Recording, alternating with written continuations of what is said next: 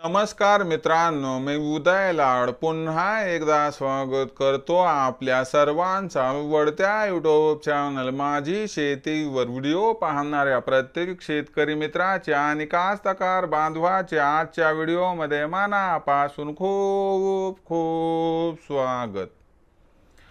मित्रांनो, thumbnail पाहितलं, title वाचलं होईल मित्रांनो, सामान्य कास्तकार बांधवांसाठी सर्वात महत्त्वाची अपडेट की आता 1 ऑगस्ट नंतर राज्यातील वातावरणात होणार प्रचंड बदल।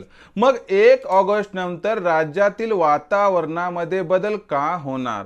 या बदलामुळे संपूर्ण राज्यामध्ये पाऊस वाढणार की घटणार? आणि 1 ऑगस्ट नंतर राज्यात कुठे आणि कसा पाऊस पडणार? या प्रश्नाचं अचूक उत्तर जाणून घेण्यासाठी आता आपण सर्वांनी हा व्हिडिओ सुरुवातीपासून शेवटपर्यंत या ठिकाणी पाहावा। व्हिडिओ शेवटपर्यंत पाहत असताना जर आपल्याला मनापासून हा व्हिडिओ आवडला तर जरूर या व्हिडिओला या ठिकाणी लाईक करा। जास्तीत जास्त कास्तकार बांधवांपर्यंत व्हिडिओ पाठविण्यासाठी या व्हिडिओला या ठिकाणी जरूर शेअर करा। सबस्क्राइब करून जरूर नोटिफिकेशन बेल ऑल करा, यामुळे येणारा प्रत्येक व्हिडिओ हा आपणास या ठिकाणी मिळत राहतो। तर बघा मित्रांनो, सामान्य कास्तकार बांधवांसाठी सर्वात महत्त्वाची अपडेट की आता 1 ऑगस्ट नंतर राज्यातील वातावरणात होणार प्रचंड बदल। मग 1 ऑगस्ट नंतर राज्यातील जे वातावरण बदलणार आहे त्यामुळे 1 ऑगस्ट नंतर राज्यामध्ये कोणत्या भागात पाऊस वाढणार आणि कोणत्या भागात पाऊस घटणार?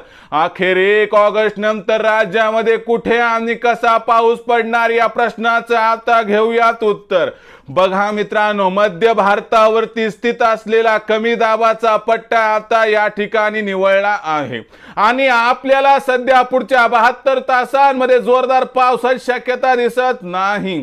पण लक्षात घ्या, 3 ते 4 ऑगस्टच्या दरम्यान आपल्याला मध्य भारतामध्ये म्हणजे मध्य प्रदेशाच्या वरी कमी दाबाचा तीव्र पट्टा तयार होताना दिसत आहे।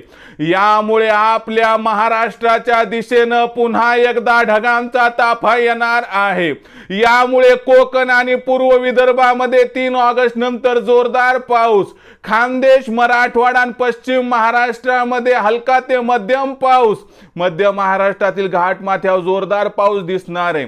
म्हणजे पुढच्या 72 तासामध्ये पाऊस विरळ होणार आहे। पण 3 ऑगस्ट नंतर पाऊस हा संपूर्ण राज्यात या ठिकाणी वाढला तर आश्चर्य वाटायला नको, असं या ठिकाणी जाणकारांचं इथं स्पष्ट मत आहे। म्हणून लक्षात घ्या मित्रांनो, इथून पुढे 2-3 दिवस सूर्यदर्शन आहे, पाऊस हा या ठिकाणी जो आहे तो कमी होणार आहे। म्हणून शेतातील जी कामं आपली राहिली ती सगळी कामं आटोपून घ्या, कारण पुन्हा एकदा पाऊस सुरू झाला तर तो पाऊस कंटिन्यू त्या ठिकाणी सुरू राहू शकतो।